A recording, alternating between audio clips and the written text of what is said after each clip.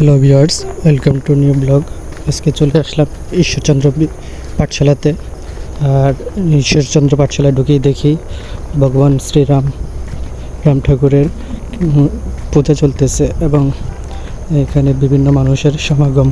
আর তাছাড়া আজকে শ্রী শ্রী মা দুর্গারও বাসন্তী পূজা চলতেছে, যেটা অকাল পূজা বলে সবাই জানে।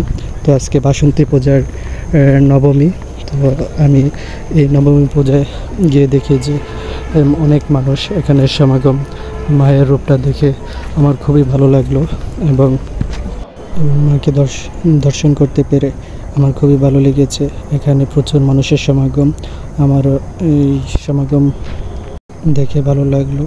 আর আমি এই সুযোগে পুরো মন্দিরটি ঘুরে ঘুরে দেখালাম, যেটি আপনাদেরকেও দেখার অনেকে সুযোগ করে দিলাম। যারা এই ঈশ্বরচন্দ্র পাঠশালার মন্দিরটি দেখেন না এবং জানেন না, তাদেরকে আজকের এই ভিডিওটির মাধ্যমে দেখার সুযোগ করে দিলাম। যদি আপনাদের কাছে এই ভিডিওটি ভালো লাগে, অবশ্যই ভিডিওটি লাইক, কমেন্ট এবং শেয়ার করে দেখিয়ে দিবেন, অন্যদেরকে দেখার সুযোগ করে দিবেন।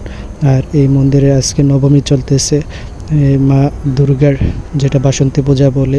এখানে সবাই আজকে মায়ের পূজা দিতে এসেছে এবং আমিও পাশ থেকে এসে মায়ের মন্দিরে বসলাম এবং এখানে এই পাশে গণেশ ঠাকুরের প্রতিমা দেওয়া আছে। সবাই প্রতিমার সাথে ছবি তুলতেছে এবং প্রতিমার দিকে সবাই নমস্কার করছে। আমিও দূর থেকে নমস্কার করে এবং মন্দিরের আশেপাশে একটু বসলাম।